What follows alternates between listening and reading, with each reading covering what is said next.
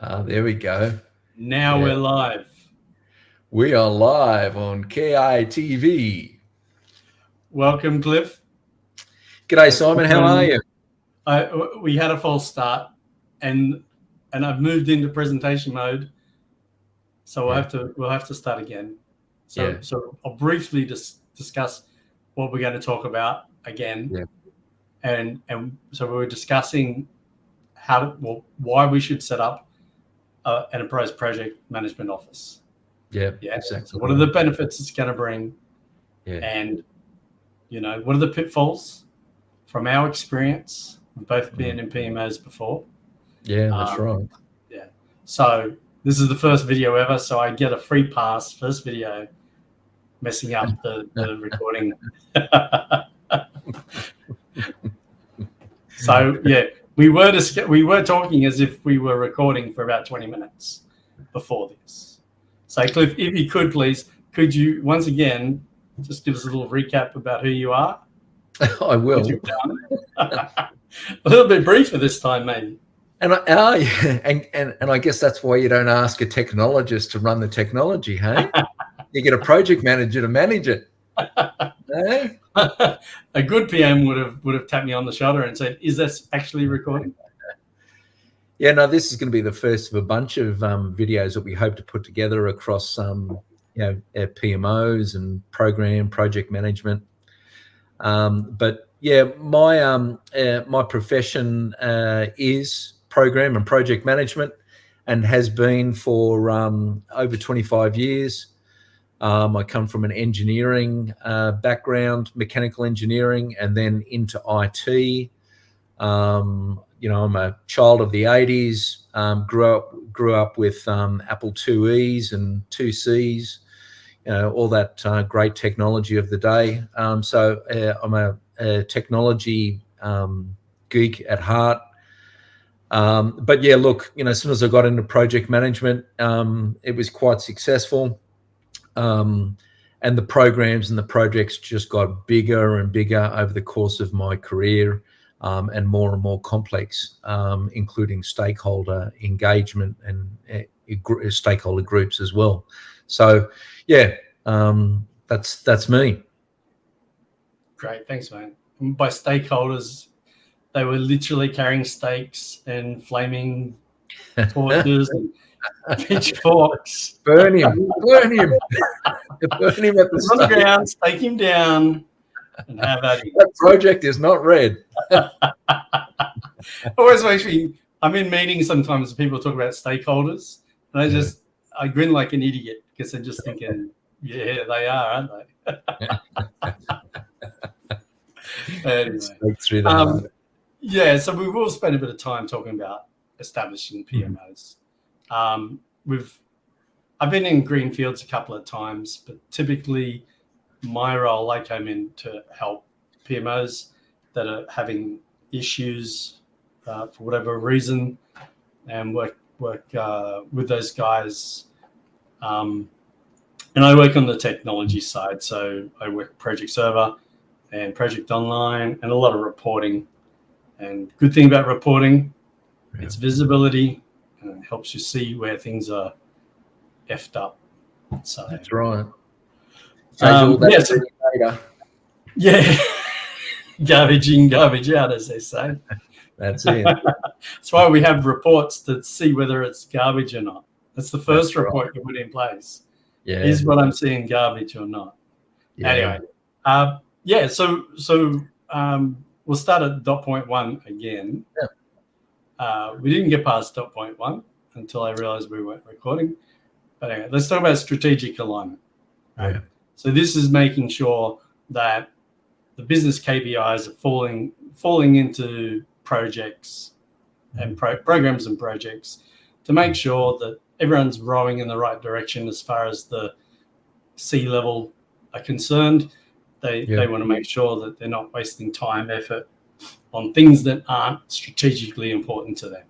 That's right. Yep. So as you know, we've both worked in the IT world with and there's an awful lot of skunk works that goes on. There's an awful lot of favorite sort of projects that people will spend time on because it excites them more than having to do that stupid thing that the project wants me to do. The good old, what are you talking of, Simon? The good old business as usual program? Sorry, I was too busy doing this Linux thing, and I got distracted for 3 days. Oops. But it's really interesting. Anyway.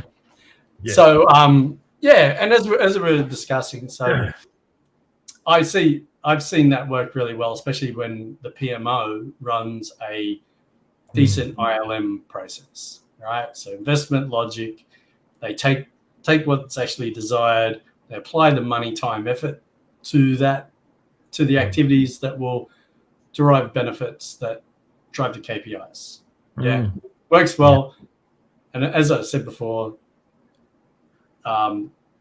you do see it happen in a program sense, where a program's given the money, a program manager's given the opportunity to best effectuate the outcomes that they want.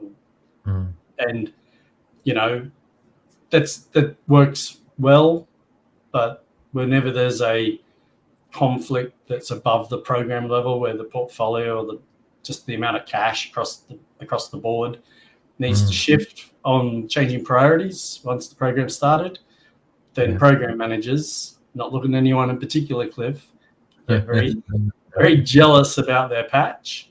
Mate, that's our job. That's right. You were hired for that, goddammit.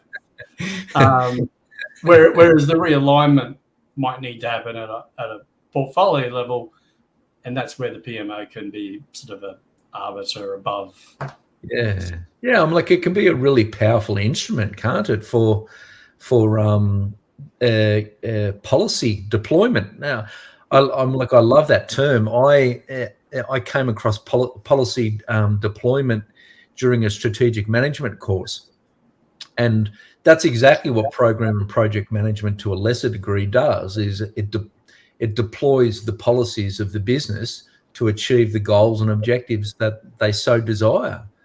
So, are we going to need a bingo card for these conversations, mate? Why is that? Policy deployment sounds like it should be on a bingo card. That's all. We'll just use Uno cards. Oh, maybe. But so one thing that's going to always be on the card is synergy, or to synergize anything. Right? I'm calling bingo instantly. I think he came close. I think he got away with it this time. Yeah, it was a quick one. It was a quick move. Policy deployment. Synergies, hey? Thank God that word died. I think the term is overused into oblivion. Yeah, but there's not nearly enough EPMOs, I don't think. What's been your observation, Simon? I think they have a go at them. They prove useless, and then they're shut down. Or they're shuffled into obscurity and never looked at it seriously again. You know. Yeah. And it's the old saying: you get one chance to impress. Yeah. Yeah. And I think that. Yeah. As we started talking about before, it could be that the EPMO set up, and no one's thought about, hey, what are the pain points it's meant to actually deal with? Like, I think it has to be it's at a tactical level, but it has to understand and confer what's happening in the strategic level. Yeah. So, I mean, the 10 points we're going to go through that we've just started with, it may be that the PMO was set up with a particular requirement. Maybe risk management is scaring the shit out of people, and they need an entity to just focus on risk and get it under control. Yeah, that's right. Good old audit finding. Yeah. Hey, board members, you're exposed. Yep. What? Yeah, I mean, you executed a program, you didn't deliver the outcomes that you so desired, and your audit office steps in and says, well, that's the last time you're going to burn 20 mil on something like this that's not well defined and well governed. So establish yourself a PMO and put that structure in place. Yeah. That's point 2, isn't it? Yeah. Well, I mean, so risk management would be something along the lines of, hey, our projects have found have a high level of workplace health and safety breaches, and our current structure doesn't allow for overarching entrenchment of risk management at that level. Yeah. And that might stop someone going to prison, for instance. Yeah, so, absolutely. Yeah. So let me jump on at it. So we covered risk management, right? Number 4 out of sequence. Well done, us. But the governance and standardization. So that's a pretty big one.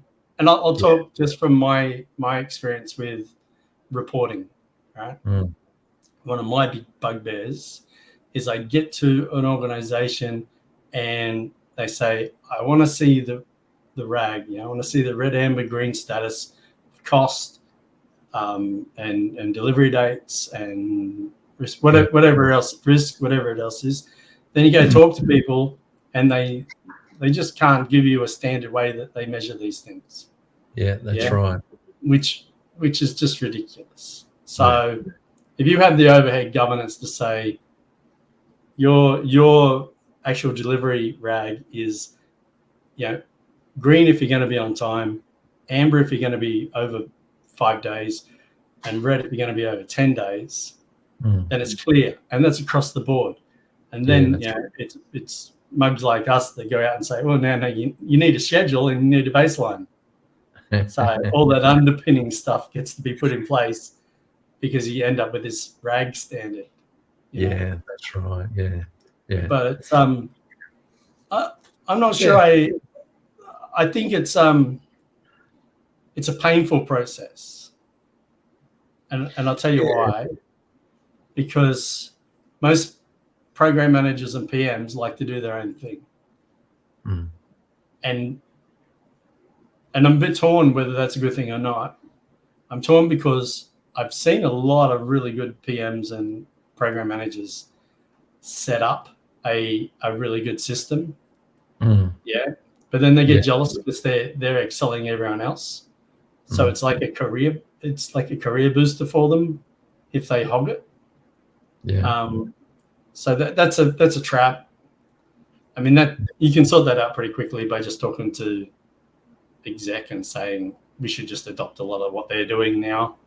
But that's why the director of a PMO or a PMO manager, whatever the role might be, the leader of that establishing and operating that PMO is so important, because you've got to remain contemporary, you've got to remain in contact with your program and your project managers, and update your governance and your procedures and your guides to baselining, for example, or your risk management practices need to always be in alignment to the corporate risk management frameworks. So, every program project manager come along with their kit bags, and it shouldn't be automatically dismissed if there's something really good that can come to the table. Well, mostly, mate, they're filling a void. Like they had nothing, and they say, well, I'm bringing on my knowledge and experience, which is what they were paid for. They're paid to bring knowledge and experience, and then they set up their shop. And it's not up to them to tell other, program managers or whatever how to do their shit. It's So I get it. And I think the other thing you mentioned, which is important, is that while it's important for the PMO to get a handle on it and start getting ownership, right? I've seen a lot of places that have got governance in place, like the good old QRGs and guidance policies, whatever. And they're years and years old, but they're still current. But then no one's paying attention to them, but they're still current. They're definitely not applied, but they're still current. And it's just like, just shows you that it's not not a relevant PMO. Yeah. Do you know what I mean? Yeah, that's right. It has to remain contemporary. Yeah. Certainly And in that's your harder. The bigger the sphere of work they take on, the harder that is to keep up. Yeah, that's right. They're an overhead on the organization. That's so right. You can't have like unless it's government, you can't have a crew of 30 to just keep that currency going. Yeah. So yeah, that's right. And that's probably the number one reason why PMOs get canned as well, is that at some point in time, an executive or the CFO will look at it and say, well, that's it. We're not spending exactly 10% of our portfolio budget on this PMO anymore, when it's deviated away from standardization, it's not contemporary, and it's not delivering the benefits to the executive. So the value proposition just evaporated, mate. Yeah, that's right. Have you seen there's a trend now for PMOs to be called value management organizations? Oh, okay, right. Why do we have to change names of everything all the time? Seriously. It's like a dodgy nightclub, mate. It has to change names at some point. That's right. Well, once there's a shooting, right, we just rename it. That's right. No shootings happened here. This is not Checkpoint Charlie anymore. Anyway. Yeah. So resource optimization, number 3. Or did you have something more to say about the No, resource optimization is sweet spot for you, isn't it, with your reporting, mate? Let's just say I've had a few successes over the years with this one. So, yeah, but it's an old story. One of the first things I ask if I get into PMO is, do you know what people are working on? Right? Do you know if you've got enough people working on what you need to have worked on? That's right. Yeah, and it's very rare that someone says yes. And then it's even rarer that's not based on a spreadsheet, that someone doesn't run around to all the people asking them on a daily basis what they're doing or whatever. Yeah. So, and to be honest, Project Server, or Project Online, as it's now called, it has the best method I've seen of pulling enterprise resources to projects via task assignment. And I explained this to our mate Dominic, and it was just like, there's 1,000 tasks. If there's 5 projects this one guy's working on, he's still only got 24 hours in the day. Worst case that you're going to flog him like that, right? But it's impossible for him to do more. No such thing, right? Now, if you've got 5 projects on the same day asking the same guy to do, 800 hours, he just can't do it. It's just it's impossible, and there has to be some resource leveling done, or you look at who else can do that job in the organization. So good thing about the reporting is it says, Fred can't do it, but there's 4 other people that can, that are sitting on a bench. Yeah. So, hey, line manager, go talk to the 5 PMs and reallocate the work appropriately. Yeah. So we did this, and again, I was so close to saying the org's name, but we did this, and on top of that, we said, okay, everyone in your projects, if you don't know who's going to do the work, use the generic. I think you've done something very similar to this elsewhere. Yeah, that's right. Where you copied me exactly. Anyway, use that generic resource in your schedule, and then now a line manager can see months ahead a demand curve. Yeah. And he can see whether he's got capacity to fill it. Yeah, now, exactly. For me, mate, that's gold. For an organization, if you can get that for them, I'm not saying they'll love you forever, but there's a fair bit of love gained. Well, that was the big sell at a certain aviation orientated Yeah, department. When I rolled out that work package management system, was helping the line managers, who are also wearing a resource management hat, bring together the resources to meet the work. And if they couldn't assign someone, they'd assign a generic resource, and then the resource manager would negotiate, based on the plan and competing priorities, when to get that resource. So, yeah, how often have we come across businesses that just say, well, especially at that tactical level, where they go, well, we just don't have enough staff to deliver this program of work. yeah. But they also they don't have anything in place to manage it and oversee it. Exactly. I mean, here's the thing: you just in order to get a new body, you just present proof that I've got a poo ton of work out in the future, so I can justify this extra body, no problem, or extra 2 bodies or 3 bodies. Yeah. Now, if it's not out forever, right, then the decision's made which project gets the work and which one doesn't. Which again, the prioritization should be probably above the program level even, because it's like, that's certainly or not very effective. or the project goes to market and says, well, I need someone for 6 months and you guys can't do it, and we'll go to market. So just gives options with the visibility. People can start thinking what they need to do to mitigate that emergent risk. You're flying blind without it, basically. The number of times. Okay, I can think of 2 places I've been when I've started that I've had PMs just come up to me and say, I just can't rely on anyone to come in and do my work. They might say yes. I might have a program, might check on them the day before, and then it's always something else got prioritized. And they don't. And the worst part is the PM doesn't get told that there's something there, because the line manager probably didn't have anything recorded to say that he'd already made a promise or whatever the case may be.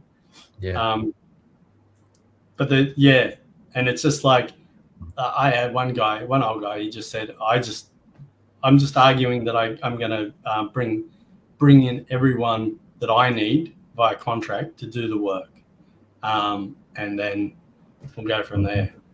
Dedicated resourcing. And to be honest, mate, it's probably why a lot of the agile stuff gets such traction, because I've got a dedicated team. I'm just doing sprints and have to worry about resource coming in. I mean, they always get stung anyway, but they like to think that. Look, when done properly, and we've seen properly, and we've seen really poor examples. Resource optimization is a huge benefit that should come out of a PMO. Absolutely. The thing that gets me a lot of the times is when people do their prioritization, they'll just look at budget only. They'll say, well, we've got X amount of CapEx and we'll just go allocate that to the projects that we deem necessary.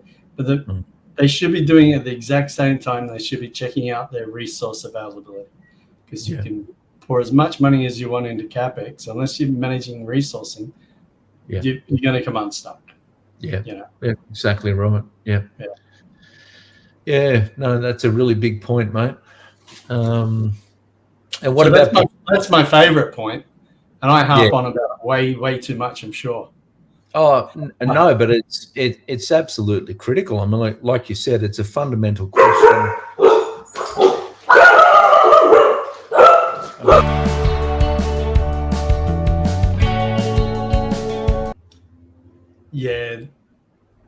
So the resource is a good report, and we should probably talk about reporting in general, like performance tracking. I'll tell you the best report I think I've ever made.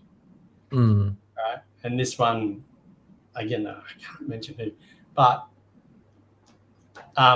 they were having problems and we sort of tracked it down that it wasn't really an internal problem. It was more about external contracting. Yeah. Right. So we started to baseline deliverables, and we did multiple baselines. So we knew what the original contract baseline was, as opposed to what everyone was doing was they were just got the project variation and then writing over the top of the old baseline. Yeah. So we used the original baseline for the report, and then all of a sudden you could just see, I don't know if the term would be taking the piss, but there was a fair bit of shift that would occur from the original contracted price. Yeah. Right? And surprisingly, so the delivery dates always seemed to be okay. Yeah. Right. So they couldn't get pinged in the contract, but there was an awful lot of change of, and mostly it was just dollars for, extra in the change. Right? But they must have been cutting back on scope, were they? They were modifying scope hugely. No, there's more that they were undercutting and relying on the change to bring it back up to what they thought was profitable. Yeah, right. So, it didn't surprise. Put it this way, it didn't surprise some of the executive. Put it that way. Yeah, but it was something that they couldn't. Well, something they didn't track easily before. Yeah. That's right. That's a really good example of solid performance reporting, right? Yeah. Nothing's more baseline than the original contract. Yeah, that's right. And as soon as you get an original contract, it's budget, it's high level scope, is the basis in which you go into your planning phase, right? Or should be. Yes, you've got your definition documents and project brief or whatever it might be, but in essence, that really just starts at a very high level, and then you drill down into the detail, and then your schedule enables that tracking, right, and the reporting that you do so well. Well, that's probably the other report that goes well, is tracking against the original ROM of the project. Yeah. Right? So seeing how good the initial estimates of costs were against the final cost, and just wrap it up into a lessons learned. We did that. Again, can't say where, but it worked well because there's a feedback loop to the people because they had the architects doing it. Yeah. You know the place I'm talking about. They had the architects doing the ROM, based on their examination of the market, etc. And then when the project was finished, we would send them what their original estimate variation off that original estimate. So it made them sharpen their pencils a bit at the front end, which was good. Yeah, that's right. Yeah, feedback loops are important, aren't they? Yeah. Well, they are, because these guys just track on like nothing's, they're set and forget. Yeah. I think I did my bit. Yeah. So, and then everyone swears at them because nothing was right. Yeah. God bless the architect. And let's face it, most programs, projects that are going over perhaps 12 months, should suffer from a degree of variation. Perhaps an increase in supplier costs, for example, or a quote that was greater than 30 days old is now worth 10% more. So you shouldn't just international monetary rates. Oh, look, I'll put it this way. I think project baselines should change all the time, right? Based on a PCA approval. Yeah. So PCR approval. So if you just identify the problem, whether it's like a quote's out of date and the new quote sucks, then you just put it up there, and if they're willing to keep the project going with more money, who cares? right? Well, you're meant to have a risk budget, right? So, Oh, the contingency, back at that definition, based on a risk assessment, you should allocate funds to fund such variations. So if it's well, highly, you would assign a slightly bigger budget to it. Well, good schedulers just put a buffer there. Yeah, I just say, it could get delayed in shipping. It could be a price increase. If you don't know, just assume 10%. Yeah. And hope for the best. Yeah, that's right. But I think the only other thing I'd talk about on the reporting is the use of subjective rags. So by subjective, I mean that it's the PM reaches down deep, grabs something, pulls it out. Maybe he wipes it, probably not, and then he puts it on the report to say, I am red, amber, green. What a spit and polish. I'm not saying they're brown, but they've come from somewhere brown. The number of times that once we apply non-subjective reporting against baselines, for instance, right, which is how you do it, and then a sea of green turns into a sea of red. Yeah. Having said that, that's a good way to changing that subjective to non-subjective is a good way to motivate people to do a schedule, right? That's right. Like, yeah. Oh shit, I haven't baselined in a while. I better do it. That's right. Yeah. Baselines, checkpoints, quality gates, through stages that you need to meet with entry and exit criteria. That's all the really good stuff that falls under governance and standardization. So, again, we've seen that work really well when it's governed well and it's supported by the executive, and we've seen it turn to custard because it doesn't have the executive support, for example. Well, the best way to get it supported by executive is executive reports, right? Like if you say we've got this process in play now that will show you whether things are red, amber, green, right? And then everyone in PM land knows that the executive are looking at this dashboard. All of a sudden, people care a lot about the quality of the information. And that's right. As you know, if you can't measure, you can't manage, right? Yep. That's right. And rest assured, the next reporting cycle, you should see an improvement based on rubbish information. Yeah. Or some explanatory note that says this is how I'm going to green. Or one client, in a role that I had in program assurance, just naming names. A little bit of embarrassment in the board meeting, hey? That's right, and changes behaviours pretty quickly. Yeah. All right, we'll move on to the next. There we go. How long are you going to make this? Well, mate, I said there was 10. You had an opportunity to jump in and say there's only 8. But make I'm like you're at. I remember you saying you don't want the videos to be too long. We're at like 30 minutes. Well, we're at 34 minutes, and we better hurry up then.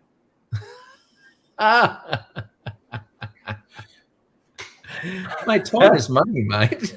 You're going to start building this. Well, I think we've already discussed number 6, cross-functional collaboration. Yeah, definitely facilitates that. Yeah, for resources in particular. So, and it doesn't hurt. So there was other reports I've done in the past where we put a milestone in, for instance, for security guys, right? So they want to see when they need to, apart from just the tasks they have to do, they want to see when a certain accreditation's made. Yeah. Right.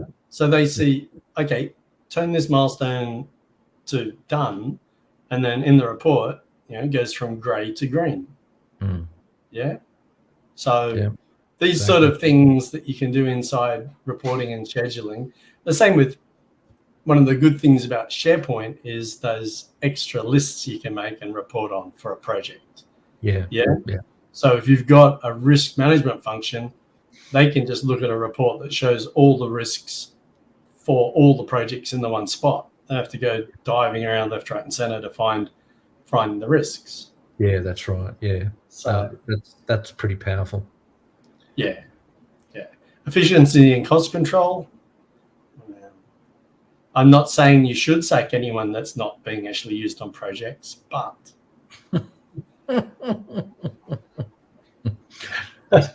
hire better people.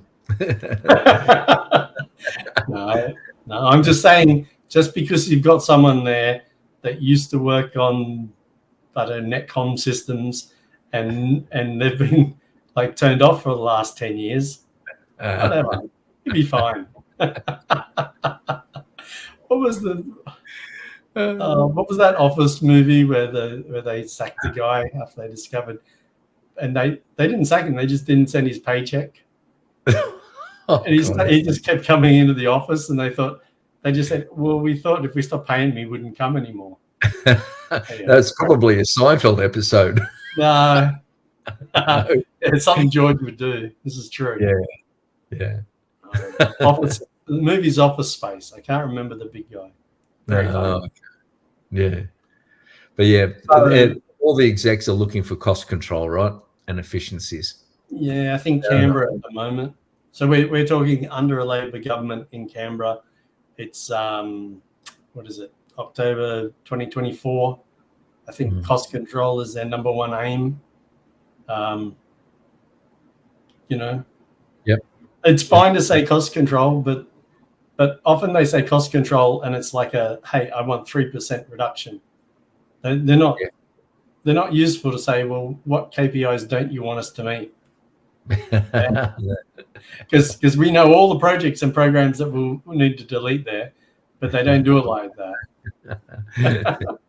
So after a 30-day exercise, they'll understand everything that they're doing and what they're not doing. But anyway, so I think the private care more about cost controls than anything else. Yeah, absolutely. Different drivers. Get rid of the waste.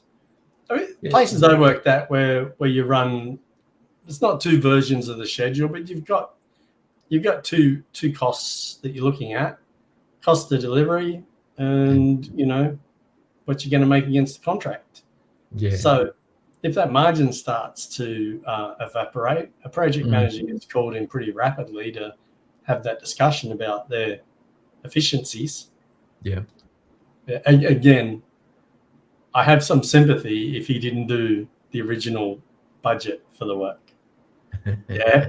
There's too many to just get handed the project and say, there you go, run. Well, let's not go down the rabbit hole of reasons why projects fail, mate. It's not on the list. Yeah, we'll make a list. It'll be 300 reasons why projects fail. 1001 reasons. We'll drop in a couple of names we know. Okay, so number 8, change management. Again, I think we covered that. I think for most projects, I'll take the project manager's point of view on this. I think they're very often let down by change management in the BAU world or cross project dependencies. So quite often they're just told to go out into the wild and work out their stuff. Yeah. And it comes down to an exercise of buying coffees and beers to people that are key to getting your stuff done. And just keeping in contact with BAU people or other projects as when your dependencies are likely to get delivered. So one thing we did do for organizations in the PMO is set up a change management function. I've never done one that's been officially change management. I don't know if you have, but yeah, I have. I've done. Okay. one particular example of that. Yeah, that was purely organisational change. Yeah, it's obviously a totally different beast when you're talking about technical change management and scheduling of all of that. You then bring in, release management functions as well, stuff like that. But well, that's always the problem I found is as soon as you start talking to, especially if it's like a ITIL shop, they go, "Oh, we got to change function." Like, oh, that's great. Well, let's just collaborate and make sure we communicate. And then it's sort of like you go meet them, and they're not perhaps doing what they should be doing, or whatever the case may be. Yeah. But I guess it's good to have that, at least the unofficial function on change management, so that you can, even if it's cross project. Anyway. Yeah. So number 9, scalability. I mean, I think it's important, but business changes, objectives change, outcomes change. But I think this is more about keeping up with the organisation. Yeah. As it grows. Yeah. The thing I see there is like if you're doing a government MOG, and then you have to push into, that's my phone. That's a cup of beer. Jesus Christ. But if you have to, if you have that sort of change, I think the agility more than scalability of any framework you've got in play is more important. Yeah, I'd agree with you there. Absolutely. That adaptability to change with priorities of the business, and geez, haven't we seen some change in priorities over the last 5 years because of COVID and stuff like that? So you need to be agile. The business needs to, the PMO needs to keep step with the agility of the business. Otherwise, it will lose its value in the eye of the executives. And then again, it could go down the chain to the PMO losing some of its funding, or reducing its scope if it's not meeting the demands of the business. That's one thing I've noticed too. A PMO that is more than 2 layers from the top of the pyramid. Yeah. Unless it's special, like if it's an IT, well, then the IT PMO should be reporting directly to the CIO. Yeah. Yeah. Yeah. And that's 2 steps away from the top. And then I would typically say that you'd want the chief operations officer to be running, like have the real, like the enterprise PMO underneath them. But if you find yourself 4, or, depending on how deep the organization is, if you're way down the totem pole, right, you're just going to be reactionary, and you're on a hiding to nowhere. Right? You can make all the suggestions you want, but if anyone up that ladder decides that that's not what they think is a priority, that's right, you lose all traction. Exactly. And that's what that couple of layers that you refer to, away from fundamentally the decision maker, basically. And there's typically one, like, as long as your decision maker is in that exec level, I think they have to be senior enough as well, don't they? Well, that's it. I mean, they could be an instance where someone's just given so much leeway that they've just got the total trust, and it really doesn't matter where they are in the organization, but that's usually pretty rare. Usually they're a mate of the CEO anyway, so it doesn't matter. He's going to catch up at lunch and pitch his ideas anyway. So get those priorities changed. That's right. So I mean, that ties into number 10, continuous improvement. You just go to lunch with the CEO and everything improves for you. It's easy. My project isn't important enough, and I'm not getting the resources. So make me a priority one. Put your special star stamp on me. Yeah, yeah. Put it in a memo so I can wave it around. That's right. Sorry, I'm a priority one project. Well, you don't wave it around. You roll it up into a very tight cylinder, right? And then whack. And put a poisonous dart in it. Oh, that's a very useful document, Cliff. You can do it in many, many ways. You know, just when you leave, you better be leaving at the same time. That's the only caveat to that. Yeah, I've got a good example of that as well. I not naming the client, but it was incredibly large and complex, and I wasn't getting traction. So I got a memo from the boss saying that we actually did and need to have traction, and we got it done. Just rough shot. Well, that's another story. Just rough shot over everyone. That's how to do it. Win friends. Buy them a beer later on. Everyone will be happy. It'll be fine. But the continuous improvement is that classic cycle of planning, doing, checking, and acting, right? Yeah. And again, remaining contemporary. You lose that contemporary nature if you're not constantly improving upon what you're doing. And look, none of this is really easy, but there's steps that you can put in place. You don't tackle all 10 together. You tackle them based on what you can afford to do and what sort of outcomes you're looking to achieve. Yeah, and they'll change. Like if you do a roadmap for how to improve the PMO function, right, or implement one, continuous improvement's not going to have something. It's not going to be on that curve. It's not going to be a dot point. You just say our method will be plan, do, check, act, and ensure continuous improvement of processes as we encounter them. Yeah, right? So your first iteration of taking on resource management probably not going to be exactly what you wanted. You may have to do a pilot program because of the resistance levels, right? And HR resistance to change with people is difficult.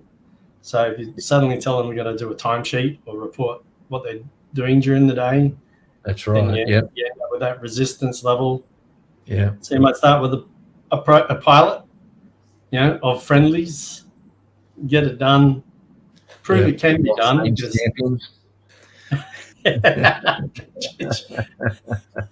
Bingo. Yeah, we've both had to allocate time to specific WBSs in the past. Yeah, so that's what I'd say. So continuous improvement. If the PMO can be a driver for continuous improvement in everyone else's function, like if those change guys in doing their ITIL change, if you can get into them and improve the way that they function in terms of delivering projects out into the wild, then that's continuous improvement, right? Yeah, absolutely. Yeah, no, exactly right. Yeah, and you can do it without punching them. I've told you that before, Cliff. Preferably over a lunch. Yeah, over a lunch, over a lunch and a pleasant conversation that exactly after a few years turns into a brawl. That's fine. They had it coming. All right, mate. We might leave. We're just on the 50-minute mark. Yeah, we are. All right, mate. We did well. Good stuff. Okay. Take care, buddy. All right. See ya. Bye for now.